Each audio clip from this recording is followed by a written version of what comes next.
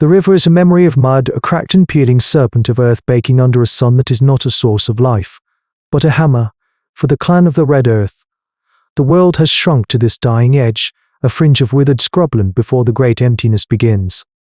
The hunters return with nothing but dust on their skin and the hollow look of failure. Their osteodontokeratic technology, the bone-tipped spears and sharpened horn daggers that once secured their place in the food chain, are useless when there is nothing left to hunt. The small, quick theropods are gone. The herds of placid herbivores have vanished, following the water into myth. The very nature of prehistoric life is changing around them, and the clan is being erased by that change. The children do not cry, they no longer have the strength. They simply watch the adults, their dark eyes reflecting a future as barren as the landscape. It is Alara, the matriarch whose face is a map of droughts and famines past, who points toward the shimmer. She does not speak of hunting. She speaks of a memory, an image seared into her mind from a hunt long ago. Alone Parasaurolophus, old and sick, fallen from the herd and brought down by the clan's spears. In its death throes, it had thrashed its head, and its magnificent, hollow crest had shattered against a rock. From the splintered bone and keratin had gushed a stream of clear water, pooling in the dust before it was greedily lapped up. At the time, it was a curiosity. Now it is an idea, a terrible, desperate, brilliant idea. Kale, the strongest of the hunters, argues against it. His world is one of muscle and sharp edges. The salt scourge is death, he rasps, his voice dry. We hunt here, or we die here. Alara's gaze is steady. We have hunted, Kale, and we are dying here. She looks at the faces around the fireless pit, the faces of early humans at a precipice in their long, brutal hominid history. The herds still cross the scourge. They travel from the ghost river to the mountains we cannot see. They do not drink, they carry the water with them. The concept settles like a madness. To follow the giants, not as hunters, but as beggars. To walk willingly into the furnace of the world, staking their existence on a single, half-forgotten observation. It is a debate that lasts not for hours, but for the length of a dozen thirsty heartbeats. The choice is between the certainty of a slow death and the slimmest possibility of life. They leave that night, a line of 23 shadows abandoning the bones of their home. They carry nothing but their useless spears and the fragile vessel of Alara's idea. 2 days later they find them. A moving range of hills on the horizon, a sound that is not thunder but a deep, resonant music that vibrates through the soles of their feet. A herd of Parasaurolophus 50 strong, their mighty crests silhouetted against the unforgiving sky. They are walking rivers of flesh, and the clan, parched and insignificant, can only stop and stare. They are pilgrims at the shore of an ocean of sand, and their gods are the beasts that walk within it. The first approach is a lesson in scale. To stand at the foot of a living mountain is to know your own insignificance. Kaland to others move, not like hunters, but like supplicates. They choose a lone female that grazes at the edge of the herd, her massive flank a wall of patterned hide. She watches them with a dark, placid eye, her great head swinging low to strip thorns from a skeletal bush with her carrot and no US beak. There is no malice in her, only a profound and weary indifference. This is the truth of their new existence, a truth that feels like it belongs in some future, imagined dinosaur documentary. They are beneath the notice of their own salvation. Kale holds not a spear, but the clan's last, precious bit of preserved fungus, a spongy delicacy saved from the river's edge.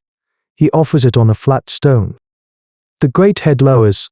The leathery snout sniffs, a gust of warm, grassy air washing over the men. She takes the offering, and as she chews, her head tilted, they see their chance. Another hunter, Lyra, moves with the swiftness of a lizard, placing a wide, shallow bowl made from a tortoise shell beneath the creature's nostrils. Kale, his heart a drum against his ribs, reaches up with both hands and gently, firmly, pushes the base of the long, curving crest upward. Then a trickle. A thin, miraculous stream of water, smelling faintly of vegetation and life, spills from the dinosaur's nasal cavity into the bowl. It is the most beautiful thing any of them have ever seen. They fill 3 bowls this way before the female ambles on, rejoining the herd, the transaction complete. It is a victory so pure, so profound, it feels like a dream. The dream shatters at dusk. The setting sun paints the dunes in shades of blood, a fitting omen. The attack comes not with a roar, but with a series of piercing, bird-like chirps from the ridgelines. They are crested lurkers, a pack of Guanlong, their slender, muscular bodies built for speed.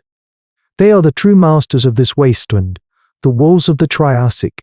They ignore the humans entirely. Their target is a Parasaurolophus calf, separated from its mother. The clan can only watch in horror as the pack descends, a blur of teeth and claws. The mother's bellowing cries are a sound of pure anguish. The hunters are frozen, caught between the instinct free and the horrifying realization that these predators are not just a threat to the herd, but to the clan's entire strategy. A young hunter named Dorin, perhaps emboldened by the day's success, makes a fatal error. He raises his spear, shouts a challenge. One of the Guanlong, its snout already slick with gore, turns its head. Its eyes, cold and intelligent, fix on him. Into bounding leaps it closes the distance. The clan sees a flash of teeth, and Dorin is gone, dragged screaming into the growing darkness. The prehistoric world has just served them a brutal lesson on its unwritten laws. Elara and Kale lock eyes across the panicked chaos. The water is not free. It has a price, and the predators of the salt scourge are the collectors. They are not merely following the herd, they are part of it now, and if the herd is prey, so are they. Orin's death is the price of their education. The clan does not mourn with tears, they mourn with fire and flint.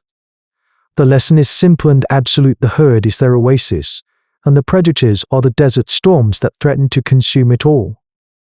That night, under a sky cold and littered with indifferent stars, Kale gathers the hunters. Elara stands beside him, her silence a heavy stone of authority. There is no debate. Their purpose is no longer just to follow, but to protect. They are the herd's new immune system, a thinking, fighting layer of symbiotic defense. Their strategy is born of desperation and intellect. They cannot match the speed or power of the Guanlong, the desert's purpose-built theropod killers, but they have the gift of foresight. They establish a watch, to sentries armed not with spears meant for killing, but with slings and pouches of stones and a precious guarded firebrand. They position themselves on the downwind side of the slumbering herd, focusing on the spaces around the young and the elderly Parasaurolophus. When the chirping calls of the Guanlong echo from the dunes again, the clan does not panic. Kale and Lyra swing the firebrands, creating arcs of intimidating light in the oppressive darkness. The swingers unleash a volley of stones, not aimed to kill but to clatter against the rocks, near the approaching predators, creating noise and confusion. The Guanlong, accustomed to terrified and scattering prey, hesitate. They are creatures of efficiency, and this small, noisy, fire-wielding nuisance represents a complication, a risk not worth the reward of a single calf. They fade back into the night. It is not a victory, but a stalemate, a contract sealed in firelight. This becomes the rhythm of their new life, an exhausting, unbreakable cycle that marks a new chapter in hominid history.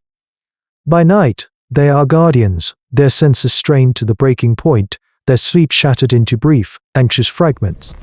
By day, they are pilgrims. They perform the ritual of drawing water, a quiet, almost religious act of gratitude, their bowls filled from the nostrils of the giants who now seem to tolerate their presence with a calm acceptance. A relentless trek across the infinite, sun-blasted expanse of the salt scourge.